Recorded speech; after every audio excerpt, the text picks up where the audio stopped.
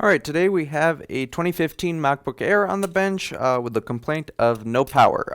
Supposedly no liquid damage, but we'll see. So let's go over how to diagnose a MacBook Air that does not turn on. So the first thing you're going to want to do, of course, is take the board out of the enclosure and put it on your bench. We're going to plug in our charger, of course. One of the most common things that causes no power on these MacBook Airs, especially as they age, is a short on the main 8-volt power rail. So typically it's a capacitor, typically a tantalum capacitor. Sometimes you'll see visual abnormalities, sometimes you won't, but it's very common. Very easy to check for this, so we're just going to check voltage both before and after the fuse. This is after the fuse, 8.58 volts. And before the fuse, also 8.58 volts, so we know that's not going to be our issue. So this is most likely going to be something more complicated. So another very common cause of no power on MacBook Airs is going to be PM sleep S4L, which is a signal from the PCH, which is missing. Typically, it's due to clock issues, due to liquid damage, sometimes BIOS issues, SPI termination issues. Could be a multitude of reasons why PM sleep S4L goes missing. It's very, very common, especially on these boards. That one signal is going to show up on many areas of the board. Just look at the board view if you're confused where.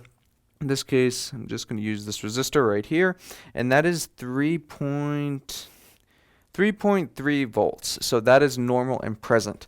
So at this point, I'm going to be looking for like maybe a switch down the line. So a lot of these power rails are going to be run off of a switch. So for example, like let's talk about like SO initialization. You'll have a switch that's enabled from PM Sleep SOL that will then output our power rail. So I'm going to be looking at something like that. So we're going to go ahead and do a visual inspection on this board and see if we could see anything that's wrong. That's always I cannot stress this enough, always do a visual inspection on boards because a lot of times you're going to be overthinking it when a simple visual inspection will tell you what's wrong. So we just need to be really thorough and look really, really hard to see if we see anything that could possibly be wrong. So JTAG connectors are a really common area on these boards. Any small amount of corrosion or anything on these can cause no power, so it's very important that you inspect the JTAG connector. If there's any corrosion, just take it off. You don't need it. This area looks unremarkable. This board is really dusty, so it's also very important that we distinguish dust from corrosion. We're also looking for any obvious blown components.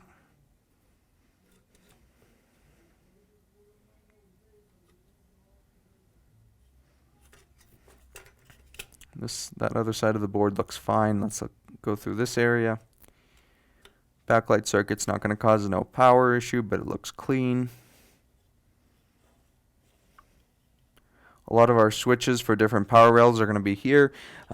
These are the switches I was talking about. So typically how these power rails work, at least the S3 and SO power rails, is it's going to be controlled by a switch like this. Let me see if I can show you guys how this works. So yeah, this is a very good example for what I was talking about. So let me pull up display capture here. Here's our 3v3 S3 switch.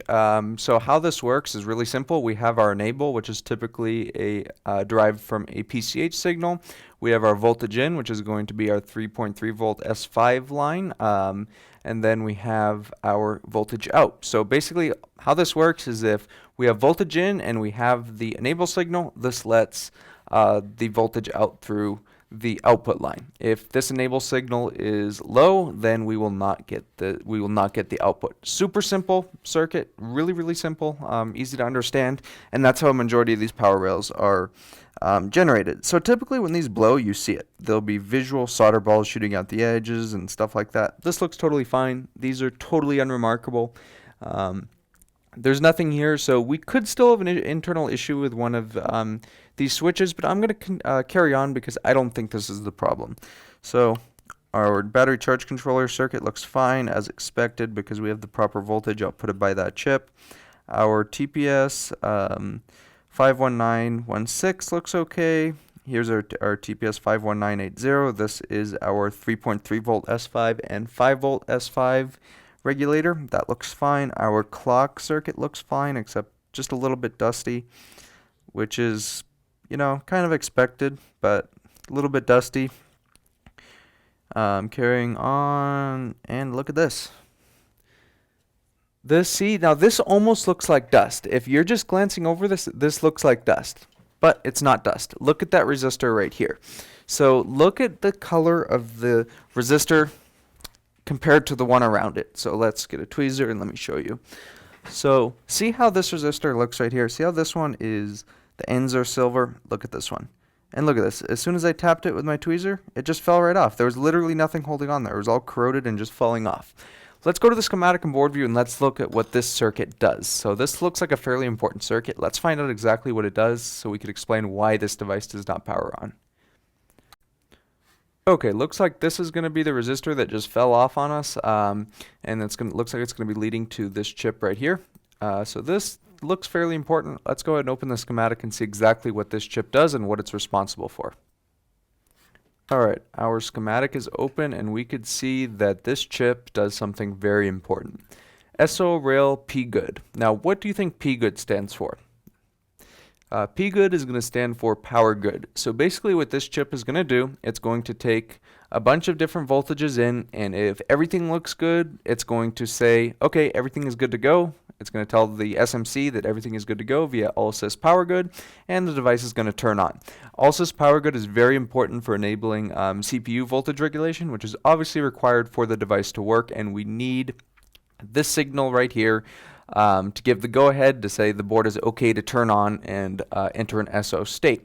Now, if we have anything screwed up, it's not going to do that. The chip is going to do its job and say, nope, I'm not going to turn on because I see something wrong here. So this is most likely going to be our issue. Let's replace that resistor and this chip because we don't know if this chip was damaged. So we're going to replace both of them and we're going to see if this device works. As usual, let's start with a healthy dose of flux. Get our hot air.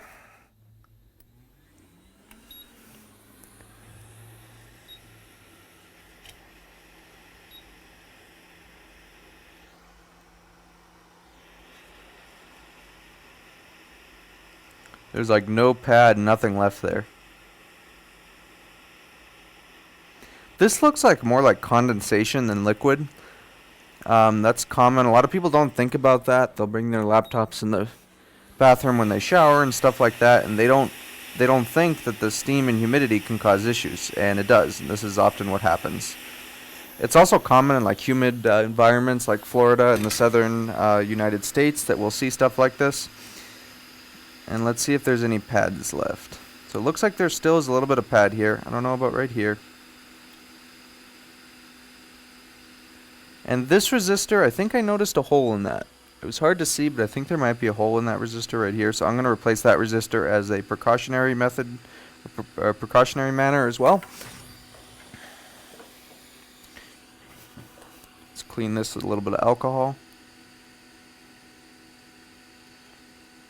Actually, you know what? That resistor is fine. It was just a piece of dirt on top or something that gave the appearance that had a hole in it. Resistors that have holes in them are usually blown. It's usually pretty obvious too. Let's get our old resistor out of here. And we still have a pad here, so I'm just going to scrape away at this with my tweezer to get some of that oxidation off, and then I'm going to touch it up with my iron. Like that.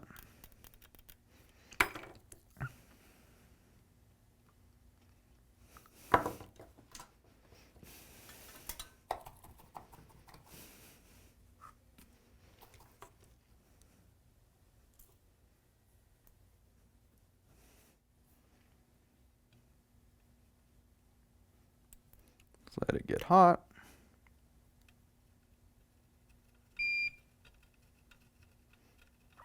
So I get asked, why don't I wick stuff like this? Well, all of that lead-free solder is being sucked up to the tip of my iron, and it's being replaced by this leaded solder that I'm putting down here. So all that lead-free solder is now on that solder ball I just removed, and we have now fresh solder down here. So there's no lead-free. If there is any lead-free, it's very trace amounts, and it's not. I mean, it's only a very small trace amount, and it's not going to cause any issues.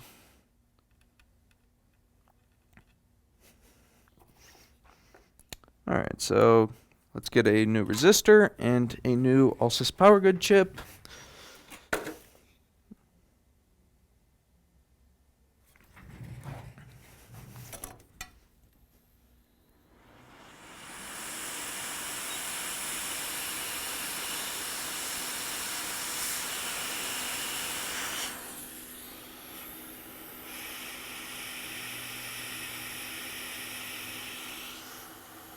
This is our resistor.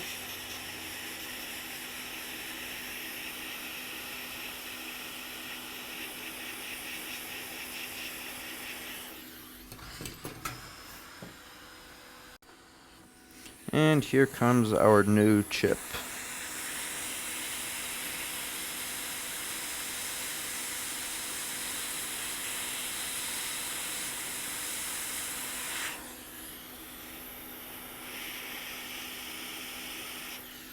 It's going to kind of set that down. I'm going to put some flux down, and it's going to flow right into place where we want it.